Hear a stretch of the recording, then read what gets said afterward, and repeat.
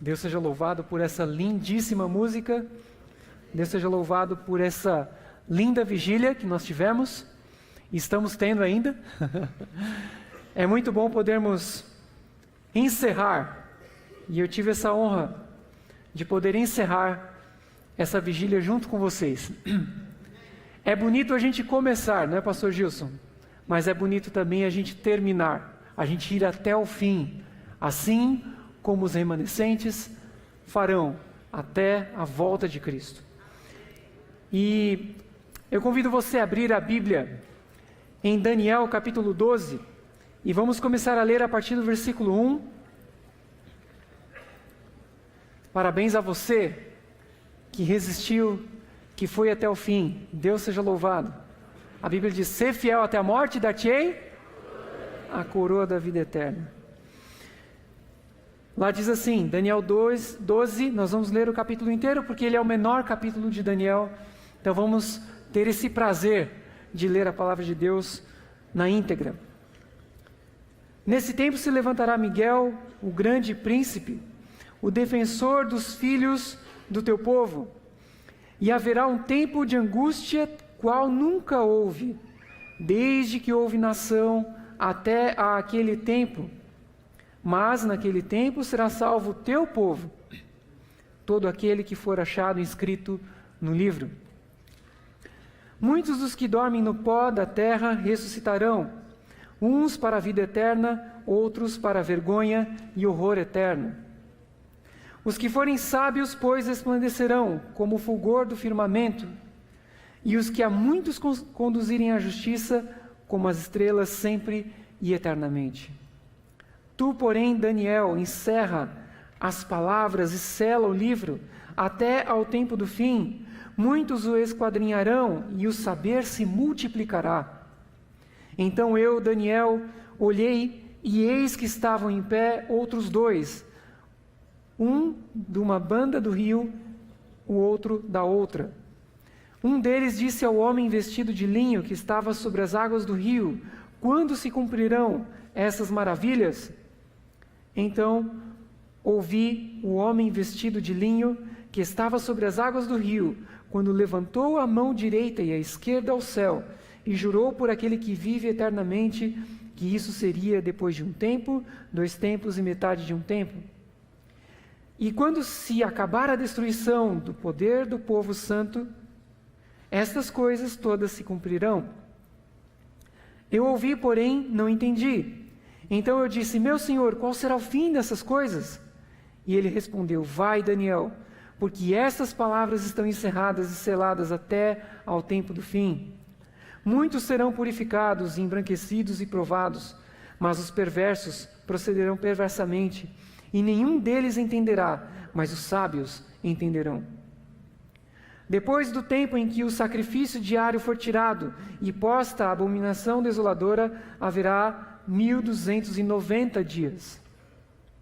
Bem-aventurado o que espera e chega até 1335 dias.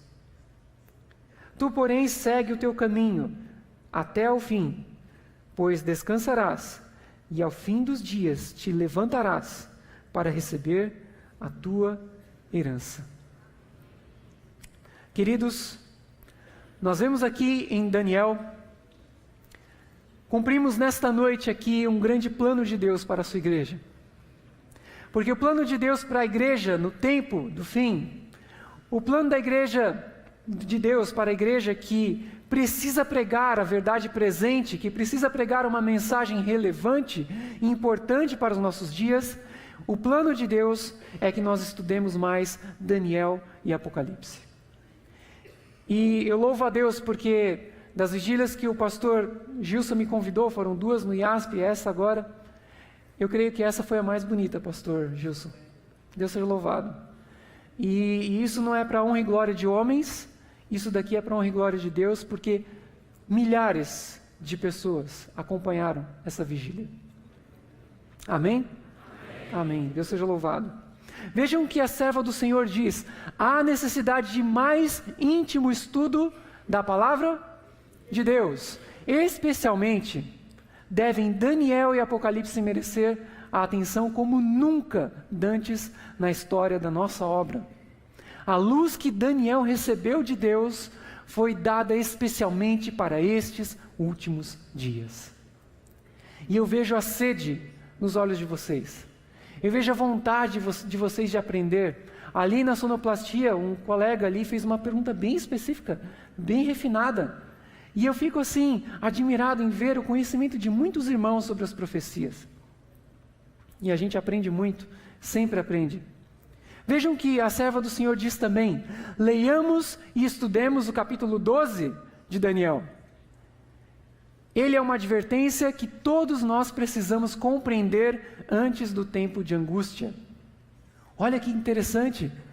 Nós estamos aqui cumprindo especificamente no fim dessa vigília. Você que ficou aqui até este momento, outros logicamente às vezes não puderam estar por razões justas, com certeza.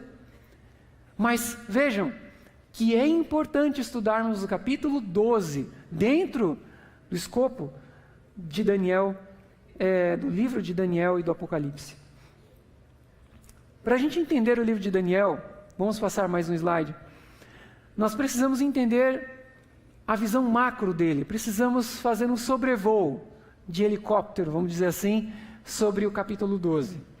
Vejam que esse capítulo aqui, ele conclui, como o pastor Nasrini disse, o pastor Michelson disse também, ele conclui a sessão que começa lá no capítulo 10. Começa lá no capítulo 10, é uma visão só. O homem vestido de linho, ele acaba respondendo uma pergunta aqui no final.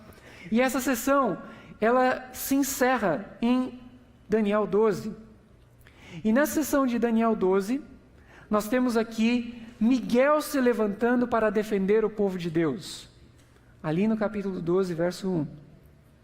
E aí se menciona o tempo de angústia, a salvação dos inscritos no livro, nós temos a ressurreição e destino eterno, recompensas da sabedoria e serviço, e aí nós temos palavras dirigidas a Daniel, que fazem como que um sanduíche, que vocês podem ver ali.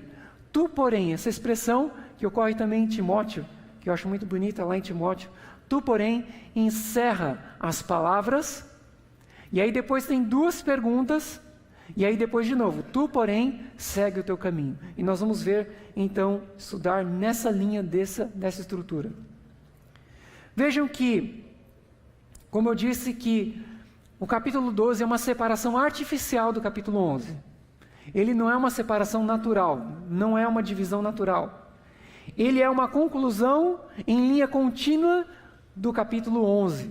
No capítulo 11 você tem o reino do norte e o reino do sul, um atacando o outro. E no meio disso daí, no meio desse fogo cruzado está a terra gloriosa. A terra gloriosa é pisada pelos gentios. A terra gloriosa é pisada por aqueles que se julgam ser os verdadeiros religiosos. A terra gloriosa é atacada, mas chega um momento que Deus põe a bola no chão. Chega um momento em que Deus fala, ó, chega, acabou. Chega. Deus coloca o apito final. Deus termina o jogo do grande conflito. Especificamente, Miguel. Miguel intervém na história humana. E nós vemos essa ação claramente no capítulo 12.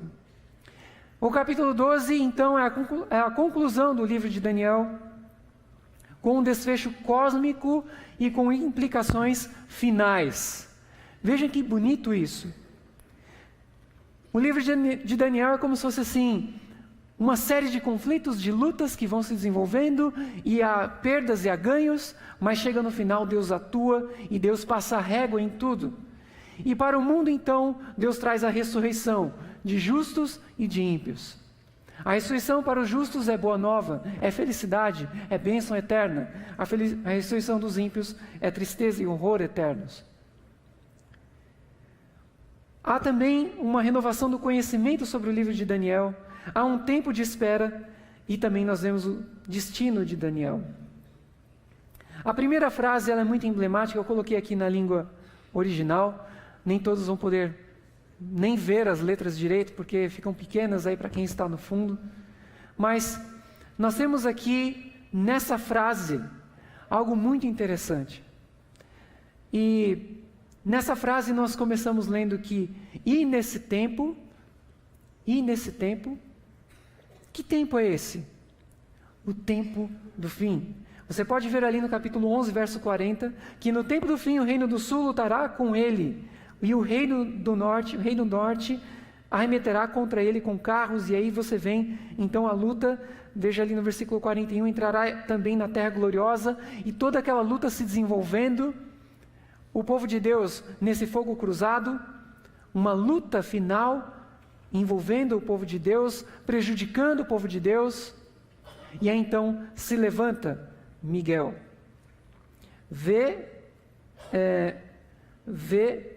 Vaet Rahi Yamod Michael. Então, e no tempo a ela, no original, que no tempo no original ela tem o sentido de feminino, não de masculino, e a Amod se levantou Michael, que é Miguel. E esse Yamod significa se levantará, de Amad, que é utilizado muitas vezes aqui no capítulo 11 como aqueles poderes políticos, militares que se levantaram para lutar uns com os outros. O reino do norte se levantou, o reino do norte se levantou, o reino do sul se levantou, vários se levantaram, e no fim, quem se levanta é Miguel, é o Micael.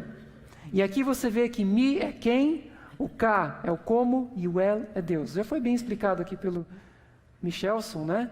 E aí a gente ouviu uma parte da mensagem dele. Ele se levanta para defender os filhos do povo de Daniel. Os filhos do povo de Daniel.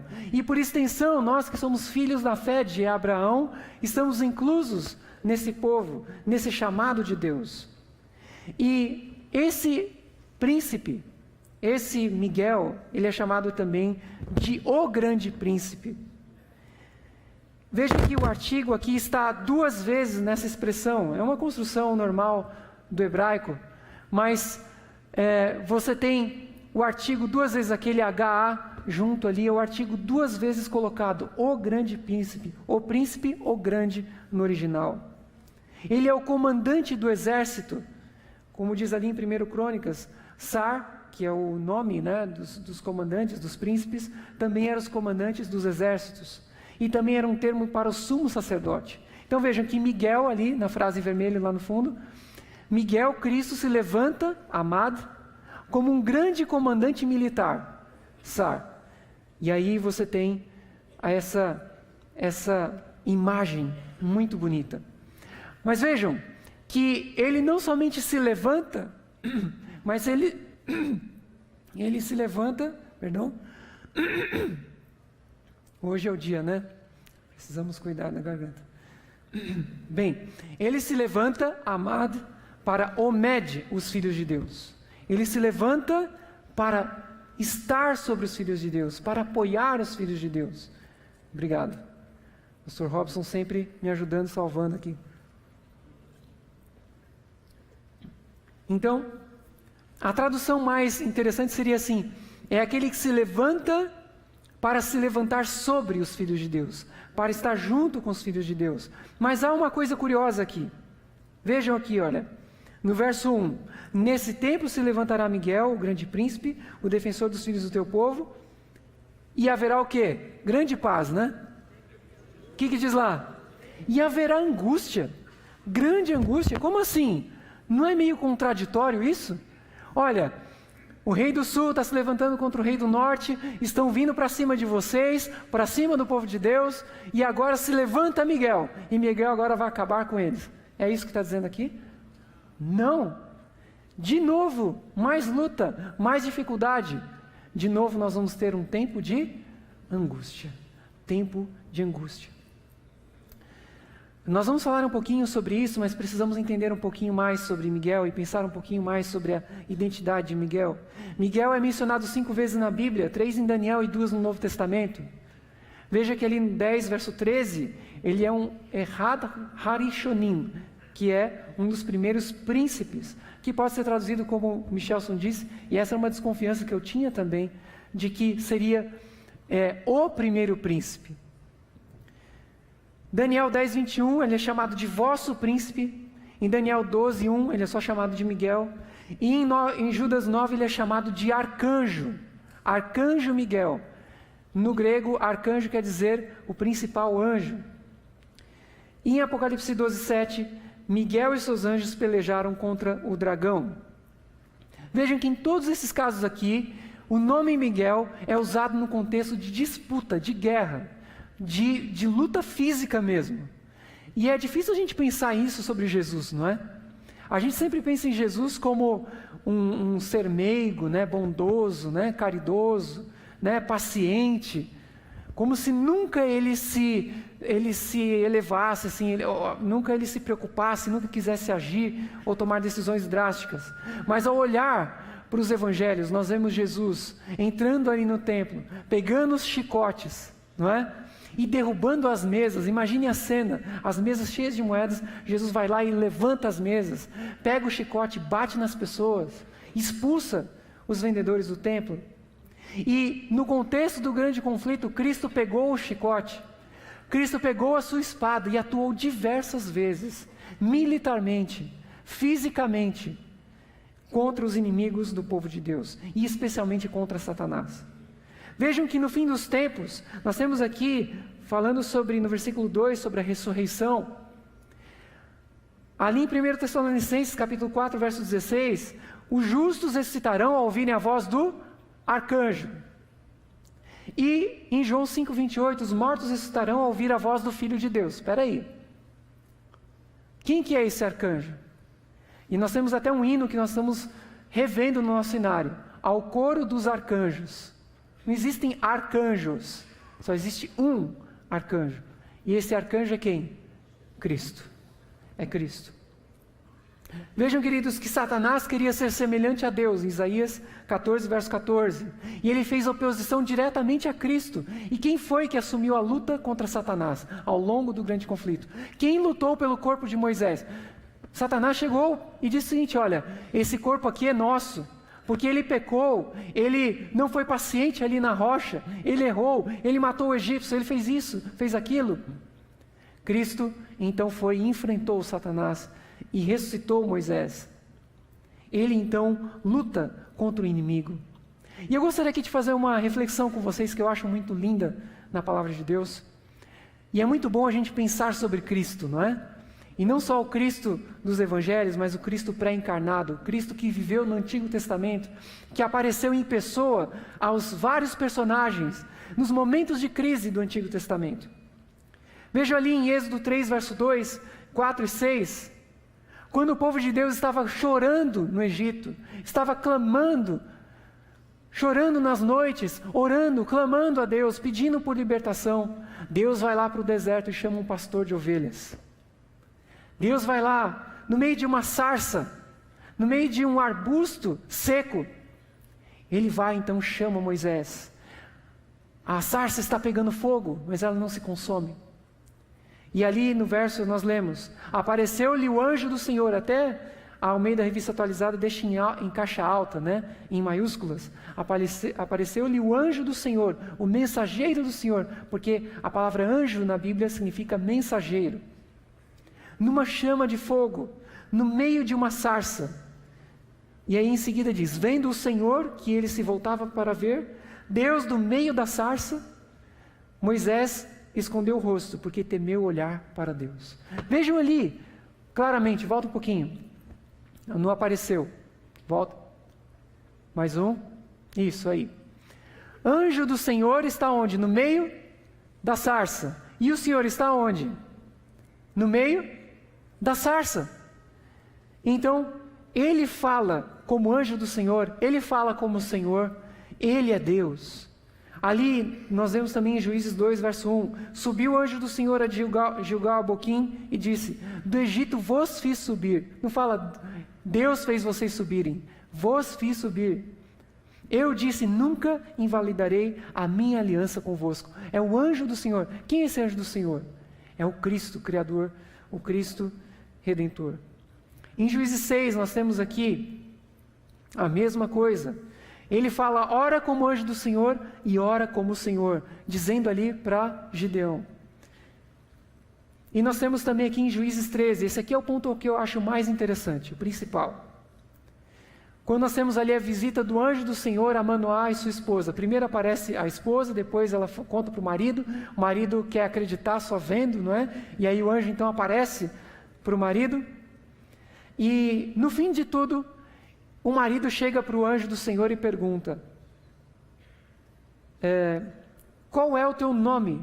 Para que quando se cumprir a tua palavra, ou seja, o nascimento de Sansão, te honremos? Respondeu-lhe o anjo do Senhor e lhe disse: por que perguntas assim pelo meu nome, que é maravilhoso? E ele não responde. Parece que responde e não responde. Ele parece que dá uma qualidade do nome, mas não o nome. Mais ou menos assim. Mas poderia ser também um substantivo, se o nome dele fosse maravilhoso, com M maiúsculo. Mas vejam que interessante, queridos, quando você tem a descrição do Messias, por meio da descrição de um rei que está para nascer em Judá, um menininho que estava para nascer de verdade, não era somente Jesus. Mas assim como o profeta Isaías falou do rei de Tiro, e ao descrever o rei de Tiro, falou que a multiplicação do seu comércio trouxe desgraça, trouxe iniquidade, que ele andava pelos brilhos das pedras, queria subir ao mais extremo do norte e ser igual ao Altíssimo. A linguagem que Ezequiel e Isaías utilizam para falar desses reis transcendem a realidade humana e começam a falar de algo divino. E aqui nós temos a mesma expressão que muitos estudiosos da Bíblia que não têm fé, pessoas que leem a Bíblia, mas não creem que ela é a palavra de Deus, eles dizem que os cristãos aplicam errado esse verso a Jesus. Mas se você ligar Juízes 13 a Isaías 9, você vai ver a relação perfeita. Você vai ver o seguinte: lá em Juízes se pergunta: por que perguntas pelo meu nome, que é o quê? Maravilhoso. E a palavra é feli, P é feli. Pode ser P ou pode ser F, quando tem esse tracinho em cima do P. Mas quando você lê lá em Isaías capítulo 9, verso 6, diz assim: porque um menino nos nasceu, um filho se nos deu, o governo está sobre os seus ombros, e o seu nome será Maravilhoso, vírgula, Conselheiro, vírgula, Deus Forte, vírgula, Pai da Eternidade, vírgula, Príncipe da Paz. Na sua Bíblia e na minha Bíblia, todas as Bíblias em português, está Maravilhoso Conselheiro, como se fosse maravilhoso seria a qualidade do conselheiro. Mas em outras Bíblias, irmãos, e essa é uma desconfiança que eu tinha e acabei descobrindo, várias Bíblias, pode passar? Várias Bíblias trazem a palavra maravilhoso separada, porque o nome dele seria maravilhoso. E o anjo tinha dito: por que perguntas pelo nome se ele é o quê? Maravilhoso? Vejam, a revelação de Cristo ao longo da Bíblia é como se fosse uma pessoa tecendo crochê. Às vezes a linha, ela vai por cima do tecido, não é? De repente ela vai por baixo e você não está vendo a linha, mas de repente ela sai de novo e aparece lá em cima. E depois ela entra de novo por baixo e você não vê mais. E foi exatamente o que você viu aqui. O nome de Cristo, maravilhoso. Cristo anda entre os anjos como se fosse um anjo. Cristo anda entre os homens como se fosse um homem. E Cristo anda entre Deus, do lado de Deus, como Deus. Vejam que maravilhoso. Miguel, Ellen White diz, ou Cristo com os anjos que sepultaram Moisés, desceram do céu, depois de ter ele permanecido na sepultura um breve tempo, ressuscitaram-no e o levaram para o céu. Vejam que bonito isso, que lindo, que maravilhoso. E aí então nós chegamos aqui ao tempo da angústia. Eu separo aqui um pouco esse assunto do assunto anterior. O tempo da angústia, que é o assunto que nós vimos. Como que a manifestação de Miguel, logo em seguida é falado que haveria um tempo de angústia. Como entender isso? Jeremias 30, verso 5, você pode ler aí na sua Bíblia. Lá diz assim: que grande é aquele dia, e não há outro semelhante.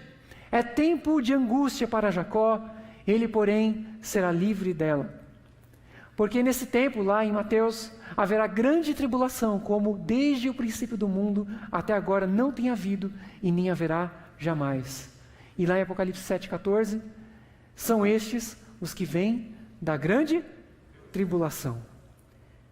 É bom ter esses versos aí em mente, você pensar em grande tribulação, tempo da angústia, estão interligados aí. Veja o que Ellen White diz. Eu gostaria de recorrer aqui à serva do Senhor. Gostaria que você pensasse junto comigo, junto com a serva do Senhor.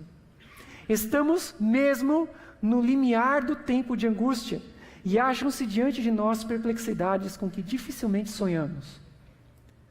Vejam, amigos, que talvez no tempo dela, ela realmente, ao falar, ela estava olhando para algo para o futuro. Mas hoje, depois de mais de 100 anos, até da morte dela, o que nós já vimos no mundo?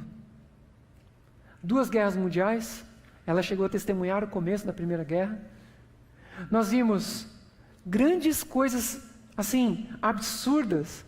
O Holocausto, e as pessoas dizendo que a ciência traria compreensão entre os povos, mas aí você teve as câmaras de gás, e você vê a angústia humana crescendo cada vez mais, cada vez mais, cada vez mais, e nós vemos a separação entre os ricos e os ricos ficando cada vez mais ricos, os pobres ficando cada vez mais pobres.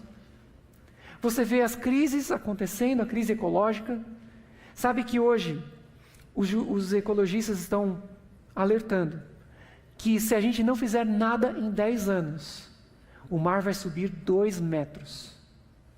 E ao subir 2 metros, mais de 200 milhões de pessoas vão ficar sem casa. Xangai vai ser inundada, Rio de Janeiro vai ser inundado, Santos vai ser inundado, todas as cidades praianas. E eu gosto de falar, desculpe usar essa expressão, tem uma velhinha que há 150 anos falava isso. Quem que é essa velhinha? Ellen White, que começou jovem, foi 70 anos de ministério. Ela estava certa. Vejam, queridos, os juízos de Deus estão na terra. Estão. As guerras e rumores de guerra, as destruições pelo fogo e inundações. É só você ligar a televisão. É Mateus 24 o dia inteiro. Dizem claramente que o tempo de angústia, que aumentará até o fim, está às portas. Gente, estudantes, gente jovem se suicidando. Estava lá no Hospital Adventista semana passada para fazer um check-up, e aí a moça falou, olha, a menininha aqui do Colégio Adventista tomou comprimidos, queria se matar. Quantos jovens, irmãos, estão, sem razão para viver, jovens com a vida pela frente? O tempo da angústia já começou, de certa maneira, e vai aumentar até o tempo do fim. Não temos tempo a perder, o mundo está insuflado pelo espírito de guerra. As profecias do capítulo 11 de Daniel, pastor Nastrini, já alcançaram quase o seu final cumprimento. Tremendas provas e aflições, vejam aqui, aguardam o povo de Deus. O espírito de guerra está incitando as nações de um a outro extremo da terra. Você vê hoje a China construindo bases no meio do mar, ali do Pacífico. Você vê os países hoje se preparando para uma guerra de novo. Já não foi suficiente a Segunda Guerra, querem de novo uma outra guerra. Einstein dizia, eu sei como vai ser a próxima guerra, mas a 4ª Guerra Mundial eu sei que vai ser feita de pedras e paus. Porque se realmente os países entrarem em guerra com o arsenal que eles têm hoje, não vai sobrar nada. E vocês sabem que lá no Apocalipse, os 4 anjos estão segurando os 4 ventos. E Ellen White fala muito sobre isso. Quando forem soltos os ventos, vai ser uma destruição e uma selvageria sem fim na terra. No tempo de angústia, precisamente antes da vinda de Cristo, os justos serão preservados pelo ministério de anjos celestiais. Não haverá segurança para o transgressor da lei de Deus. Vejam, queridos, quando o tempo de angústia acontecer, já vai ser depois do fechamento da porta da graça. Estão entendendo o que eu estou falando? Cristo parou de interceder no santuário celestial, ele se levantou, Miguel se levantou, ele é o Sar, ele é o comandante do exército, ele é o sacerdote, o sumo sacerdote, ele se levanta, e então quando ele se levanta, acaba a intercessão e ele vem para a terra. E nesse ínterim, o que acontece? Os ventos da terra são soltos, mas os ímpios não terão proteção, igual os egípcios no tempo ali de Moisés. As pragas caíam sobre quem? Sobre os egípcios, não sobre os israelitas. Vejam, bom, mas aqui tem algumas palavras assim de confirmação além dessa. Vejam que as pessoas, elas crescerão, vocês, queridos, que estão buscando a Deus, crescerão em Cristo e partilharão grandemente de seu Espírito. Olha que bonito isso, né? Tem aquela outra passagem que ela fala que nós teremos que viver sem intercessor. De fato, né? Teremos que viver, mas nós estaremos selados no Espírito Santo. Selados no Espírito Santo. Confie nisso. E é a chuva serôdia que os vivifica e fortalece para passar pelo tempo de angústia. Que lindo isso. Enfim, mas vejam outro ponto. Então tá bom, o Espírito Santo vai estar comigo, os anjos vão estar comigo e vai estar tudo bem, tudo tranquilo. Não. Vai ser um tempo de angústia, como nunca houve. Requererá um esforço de sinceridade e fé resoluta. Vocês se lembram dos 3 jovens que nós estudamos? Que suporte a fome, a demora, a fome, e não desfaleça sobre a fraqueza, embora seja severamente provado. O período de graça é o tempo concedido a todos, a fim de se prepararem para o dia de Deus. Qual é o período de graça? Hoje, é agora. É o sábado, dia 2, e o domingo, dia 3 de novembro de 2021. Olha o que o Salmo 9, verso 9 e 10 diz. O Senhor será também um alto refúgio para o oprimido, um alto refúgio no tempo de angústia, e em ti confiarão os que conhecem o teu nome. Por quê? Porque tu, Senhor, nunca desamparaste os que te buscam. Deus nunca te desamparou, nunca. Você pode ter se sentido desamparado alguma vez na sua vida, no seu caminho, às vezes por um divórcio, às vezes passando por alguma luta, a perda de um ente querido, a perda de um filho, a perda de uma mãe, de um pai. Você pode ter se sentido desamparado, de repente, diante de um abuso. Onde estava Deus neste momento? Mas a Bíblia diz, a minha Bíblia diz, a sua Bíblia diz, que Deus nunca te desamparou. Deus muitas vezes não nos livra do fogo, como nós dissemos, mas nos livra no fogo. Mas um dia Ele vai pôr as coisas em linha reta. Ele vai consertar as coisas. Vejam que, assim como Miguel libertou Moisés da cova e da morte, Miguel também vai libertar todos nós da morte. Moisés não tinha nenhum privilégio em relação a nós, irmãos. Nenhum privilégio. O único privilégio que ele teve foi de que ele foi para o céu antes. Mas o privilégio que ele teve, nós teremos. E o tempo que ele foi antes não vai fazer muita diferença na eternidade. Quando você fizer o seu aniversário de 53 bilhões de anos. Não vai fazer diferença. 3.000 anos, acho que não vai fazer diferença. Vejam, queridos, que muitos dos que dormem no pó da terra ressuscitarão, uns para a vida eterna e outros para a vergonha e horror eterno. E essa é a declaração mais clara do Antigo Testamento, segundo Elias Brasil, sobre a ressurreição dos mortos. E é também, queridos, uma advertência para a nossa caminhada com Deus, porque existem 2 ressurreições. A ressurreição dos justos e a ressurreição dos ímpios. Em que ressurreição você quer estar? Onde você quer estar? Imagina você acordar e você ver Jerusalém do lado de fora. Eu não quero ter essa visão. Mas pode acontecer. Quem está em pé, veja que não caia, não é? Vejam o que Cristo disse. Vejam que Miguel, queridos, olha que interessante. Miguel se levanta, defende os vivos na volta de Jesus. Mas Miguel se levanta também e ressuscita os mortos. Por que ele ressuscita os mortos? Lá em Apocalipse 1, 17, 18 diz que não temas, eu sou o primeiro e o último, e aquele que vive. Estive morto, mas eis que estou vivo pelos séculos dos séculos, e tenho as chaves da morte e da sepultura. A tradução correta é sepultura. Do Hades. Mas a sepultura não é inferno. Ele tem as chaves da morte e da sepultura.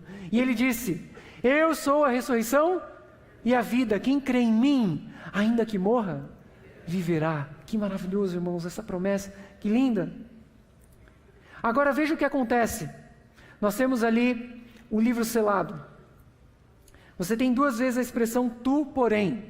Tu, porém, Daniel, encerra as palavras e sela o livro. E você tem um sanduíche entre essas 2 expressões. Encerra as palavras e sela o livro até o tempo do fim. Muitos o esquadrinharão e o saber se multiplicará. E tinha muita gente que dizia que era ciência, né? A biologia. Não tem nada a ver, irmãos. O saber aqui era o saber sobre o livro de Daniel. Porque esse livro aqui é uma obra de arte. É uma obra de arte, de sabedoria, de pensamento profundo. Só no tempo do fim ele seria entendido, porque os eventos já teriam passado. E depois você tem a mesma expressão no fim, ali falando sobre a ressurreição de Daniel. Vejam que os estudos de Daniel, eles cresceram exponencialmente a partir do século XVI. Vejam que no século XVI havia 12 estudos, os dias proféticos de Daniel foram entendidos, pode passar? Os dias proféticos de Daniel foram entendidos como anos civis por apenas 7 escritores do século XVI, 12 do século XVII, tendo sido corretamente compreendidos por 21 dos 22 que escreveram no século XVIII, bem como por mais dos 109 que escreveram sobre Daniel entre os anos 1800 e 1850. Vejam, no século XVI, no outro século 7 no 16, 12 no 17, 21 no 18 e depois 100 no 19. E quando foi que a nossa igreja surgiu? Em que século? 19. Foi no século 19. Foi exatamente isso. A nossa igreja é um fruto da profecia de Daniel 12:4, quando a ciência se multiplicaria, ou seja, a ciência sobre o livro de Daniel. E hoje aqui nós estamos cumprindo essa profecia, porque nós estamos estudando o livro de Daniel. Aí você tem as duas perguntas. A primeira pergunta: então eu, Daniel, olhei, e eis que estavam em pé outros dois, um de um lado do rio e o outro do outro lado. Um deles, um anjo, pergunta ao homem vestido de linho, que é Cristo, que estava sobre as águas do rio: quando se cumprirão estas maravilhas? E aí você tem a resposta. Ouvi o homem vestido de linho, que estava sobre as águas do rio, quando levantou a mão direita e a esquerda ao céu, e jurou por aquele que vive eternamente, que isso seria depois de um tempo, 2 tempos e metade de um tempo. Que resposta clara, né? Bem clara. E quando se acabar a destruição do poder do povo santo, essas coisas todas se cumprirão. Para Daniel, não serviu. E aí diz aqui, em Daniel 12, verso... ele responde aqui no verso 8, veja lá no verso 8, eu ouvi, porém não entendi. Ele respondeu a pergunta com mais um símbolo, com mais um enigma, com mais uma coisa difícil de entender. Mas nós hoje que estamos com vantagem em relação à história, vivemos já há 2.500 anos depois de Daniel, nós podemos olhar para o passado e entender que tudo isso aconteceria depois da ação do chifre pequeno que cresceu, depois da ação do poder cristão que se corrompeu, que se apostatou e que perseguiu e queimou muitas pessoas. Quem foi esse poder? O poder que começou em 538, que foi a Inquisição, que se estendeu até 1798, foi a prisão do Papa pelo general Berthier. Aí vem a segunda pergunta. Daniel não entendeu no verso 8 ali, eu porém não entendi. E aí Daniel pergunta. Veja, agora é Daniel perguntando. Então eu disse, meu Senhor, qual será o fim dessas coisas? E ele respondeu, vai Daniel, porque essas palavras estão encerradas e seladas até o tempo do fim. Não ia adiantar explicar para Daniel, não ia dar certo. Muitos serão purificados, embranquecidos e provados, mas os perversos procederão perversamente e nenhum deles entenderá, mas os sábios entenderão. E ele não termina aqui. Depois do tempo em que o sacrifício diário for tirado e posta a abominação desoladora, haverá 1.290 dias, bem-aventurado que espere chega até 1.335 dias. Está claro para vocês? Imagina para Daniel, né? Imagina para Daniel. Então, veja, vou responder de maneira bem simples aqui, a gente não tem muito tempo. Você tem que fazer essa conta retroativa, porque a primeira pergunta está relacionada à segunda pergunta. A primeira pergunta fala sobre a supremacia papal que perseguiu o povo de Deus por 1.260 anos. Aí você tem outro período de 1.290 anos, que não pode ser depois desse período. Ele tem que ser concomitante, ele tem que ser paralelo. Então, você tem os 1.290 anos e os 1.335, que é um pouquinho maior. E essas duas datas, elas partem do mesmo início, que foi quando um rei francês, o rei dos francos, eliminou os inimigos do Papa e permitiu que o Papa se transformasse num supremo imperador, num supremo poder político-religioso. Para nós hoje, como eu tinha dito, a ascensão de Clovis não é assim algo que a gente aprende nos livros de história, mas é algo que os historiadores apontam como um evento importante do nosso passado, do passado do cristianismo. E olha que curioso, amigos, foi um rei francês que colocou o Papa lá em cima, e depois foi outro rei francês que pôs o Papa lá embaixo. Vejam como as coisas são, como Deus guia as coisas.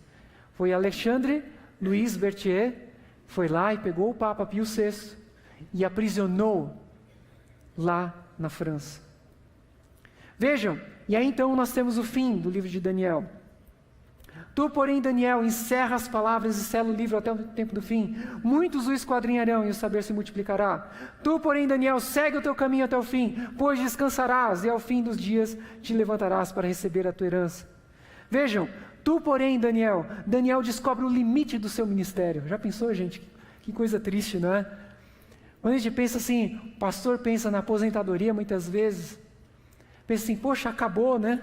Acabou. É lógico, às vezes a gente se cansa também, a gente precisa descansar. Mas você chegar, pensar assim, poxa, acabou o meu trabalho, acabou a minha função, acabou o que eu tenho que fazer? Sim, acabou, Daniel, chegou o fim. É hora de parar de escrever. É hora de selar o livro para que ninguém compreendesse. E eu digo para você, Daniel, que chegou o fim da sua vida e da sua própria história. Já pensou você ouvir isso? Como Deus disse para Moisés e para Arão, sobe para o monte, chegou a sua hora. Moisés foi um grande profeta, Daniel foi um grande profeta. Daniel que viu tantas ações de Deus em sua vida e na de seus amigos, um homem cheio de responsabilidades. Agora ele tinha que esperar. É fácil esperar? É fácil esperar? As mulheres esperam 10 meses, não é? Não são 9, são 10. 10 meses. Esperar que os outros lessem o seu livro e decifrassem. Morrer e esperar no pó. 2.000 anos. 2.500 anos para ressuscitar e receber a herança. Daniel não está no céu, ele está no pó. A espera se transforma, por outro lado, queridos, numa doce esperança. Veja que é diferente, espera e esperança. Qual a diferença? Fila do banco é o quê? Espera ou esperança? Depende do que você vai receber no caixa, né? Depende. Se for uma conta, se for um boleto, não tem nada de esperança, né? Somente multa, né? Multa é pior ainda. E esperança é ter um motivo bom para esperar. Esperança é aquele jovenzinho que está ali esperando o dia do casamento. Que maravilhoso. É sonhar com o que se espera. Daniel cumpriu a sua missão neste mundo, irmãos. Que lindo isso. Cumpri a carreira, guardei a fé. Daniel é mais do que um profeta que espera. Não é mais do que o profeta da espera. Daniel é o profeta da esperança. Essa palavra parece calejada no nosso coração, mas ela não deve sair do nosso coração. Ele também, essa esperança está fundamentada em 2 pontos. Estou terminando rapidamente. Ela está fundamentada na sabedoria e no serviço. Veja ali que a promessa de Miguel é para quem? Para quem é a promessa de Miguel? É para aqueles que forem sábios, no verso 3, porque eles vão brilhar como o fulgor do firmamento, mas também são aqueles que conduzem muitos à justiça. Ou seja, não adianta você ser um sábio, um estudioso de Daniel, mas você precisa conduzir pessoas à justiça. Você precisa ajudar as pessoas. Você precisa ser um servo. Você precisa ajudar os outros. Daniel esperava ativamente, servindo. Ele espera orando. Ele espera conduzindo pessoas à justiça até o rei. Ele chegou para Nabucodonosor: olha, rei, se arrepende, talvez Deus te perdoe. Se arrepende, talvez Deus vai te ajudar. E Deus hoje diz para você e para mim: se arrependa, talvez hoje Deus vai anular todos os julgamentos que ele tem contra você. Se arrependa. Foi isso que Daniel fez. Daniel se tornou um modelo para o remanescente no tempo do fim. Uma pessoa que amava, um profeta que amava os outros, até os inimigos, até aquele que destruiu a sociedade, ele amava Nabucodonosor. Mas ele amava o seu povo, e ele orou pelo seu povo. E quantas pessoas hoje na igreja apontam as armas para a igreja?